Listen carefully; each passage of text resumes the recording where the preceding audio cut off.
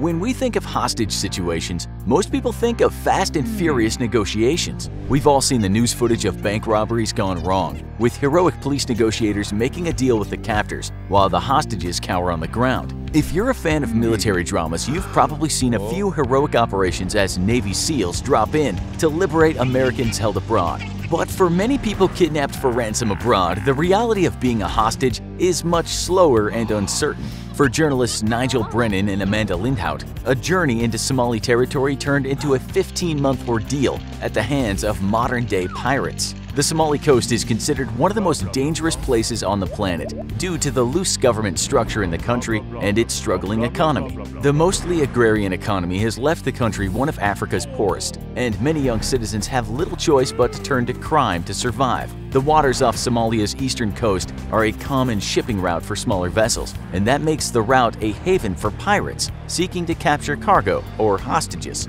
The most famous Somali pirate attack was the seizing of the merchant ship of Captain Richard Phillips, dramatized in the film Captain Phillips. But most operations by pirates are on a smaller scale, and that makes covering the area highly dangerous for journalists. In 2008, Nigel Brennan was a 36-year-old photojournalist from Australia covering conflict zones around the world. He traveled to Mogadishu with Canadian freelance journalist Amanda Lindhout to interview people at the country's IDP, or internally displaced person camps. Only 3 days after their arrival, their car was stopped by gunmen and they were captured. Other, more famous journalists in the area had beefed up their security due to increased pirate activity, so the pirates from the Hizbul Islam parliamentary group turned their sights to the new visitors. Brennan and Lindhout were about to become two of the world's most famous journalists, but for the last reason they would want. Brennan and Lindhout were taken along with their Somali translator Abdi Fattah Mohammed Elmi, their driver, and a driver from a nearby hotel, and blindfolded.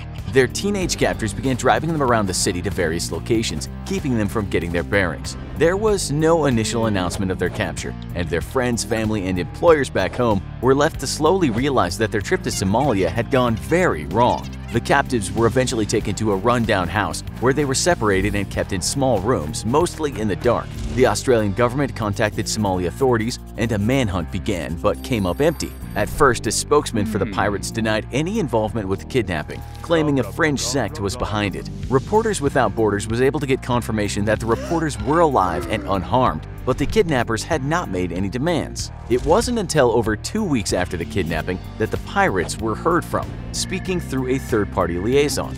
They demanded $3 million Australian dollars for the captives' release and allowed Brennan and Lindhout to speak briefly. Brennan was forced to issue a statement claiming, "We are very well now mentally and physically," while Elmi and the two drivers were released several months into their captivity after negotiation with tribal chiefs. The families of Brennan and Lindhout had little hope of raising money on their own. The Australian and Canadian government have a policy of not paying ransoms or negotiating with kidnappers, so the two captives were on their own as the months of isolation wore on.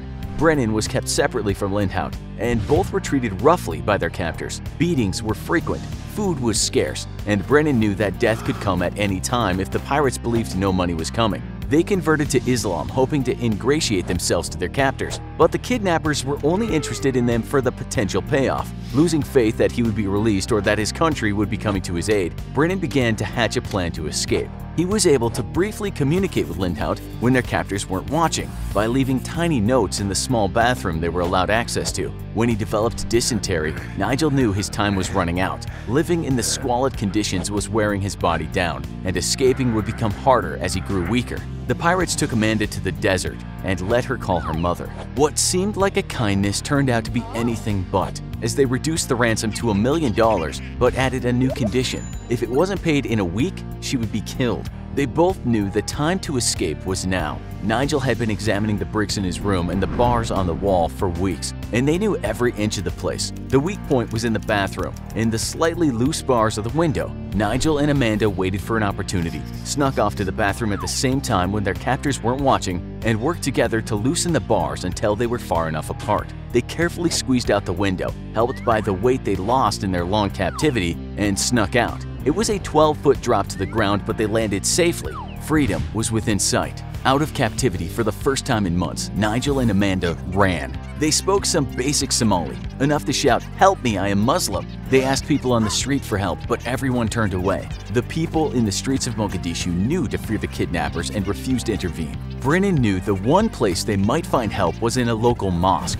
where they would be seen as fellow Muslims and find sanctuary. Their escape had been discovered, and their captors were hot on their trail wielding AK-47's. Nigel burst through the doors, yelling for safety, and the congregation of worshippers froze in fear. The one woman present embraced Amanda, and a worshipper handed Nigel a gun. Nigel stood frozen in terror as their captors burst through the door. The pirates demanded their captives back. Nigel stood trying to bring himself to fire, but he was a journalist and not a soldier. He couldn't kill anyone and surrendered his gun. The pirates threatened the mosque unless they were allowed to leave with their hostages, but some of the worshippers wanted to defend them. The mosque is a sacred place, and although they were scared, they were ready to defend their Muslim guests. They said an imam should be called to determine Nigel and Amanda's fate. The pirates were not willing to wait and roughly fended the worshippers off with threats of firing. They grabbed Nigel and Amanda and dragged them back to captivity. Nigel and Amanda's Somali nightmare was about to get much worse. Nigel and Amanda were brutally beaten in public by their captors as an example to anyone who would help them escape again.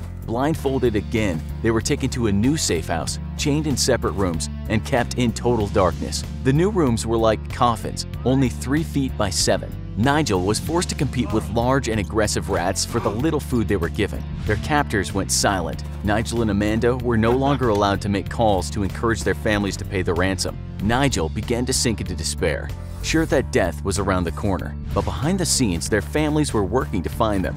Nigel and Amanda's families had been stonewalled by the government, who had come up empty in their search. Neither government was willing to pay the ransom, so the families hired private security firms who specialized in hostage negotiations. Although the families didn't get along and both blamed the other for their loved one getting kidnapped, they put their differences aside for the mutual goal. Nigel's sister, desperate to attain her brother's release, flew to Somalia to transfer money to a third party who knew the kidnappers. This was illegal and risked arrest, as well as putting her at risk of kidnapping herself. The families, with the help of rich private backers in both Australia and Canada, were able to raise over $500,000 for the release of the captives. The kidnappers, sensing a payoff could be close, loosened security on the captives and allowed them to make phone calls. This opened Nigel to another danger, being betrayed by his fellow captive. As their possible release got closer, both got paranoid, and a desperate Amanda used her phone to call to beg her mother to use the money to get her release even if Nigel would be left behind. Because the bank account is held in Nigel's native Australia, this attempt failed, and the release of the 2 hostages remained a package deal. With hope of the full ransom being raised dwindling,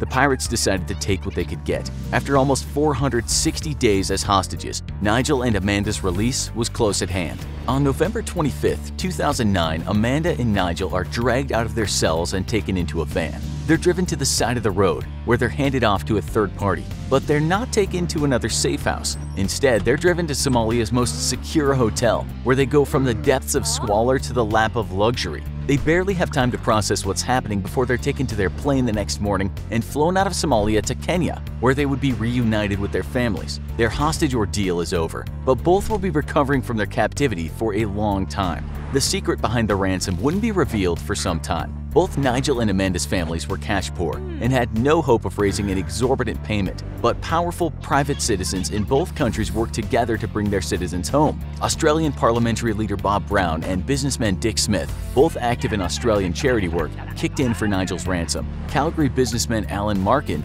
was key in attaining Amanda's release. Although Nigel and Amanda were partners in captivity and in their daring escape attempt, the time as hostages had taken their toll on them and wore down their trust in each other. After being released, they went their separate ways and have not spoken since their ordeal. Nigel returned to Australia, where he recovered from his 15 months in captivity and parlayed his ordeal into a new career as an author. He co-wrote a memoir, The Price of Life, a true story of kidnap and ransom, with his sister Nikki and his sister-in-law Kelly, who were instrumental in campaigning for his release. His story was adapted into an episode of the TV series Locked Up Abroad, where he was portrayed by Tom Oakley. Nigel stayed close to home for several years, but made his triumphant return to the water when he participated in the Clipper Round the World yacht race in 2013. He spoke about the toll his ordeal had on him and how traveling the world again was a big step in his recovery. While Nigel and Amanda were free, with Amanda going on to an acclaimed career as a motivational speaker, the masterminds behind their ordeal were still on the loose, and the governments wanted to make sure this wasn't repeated.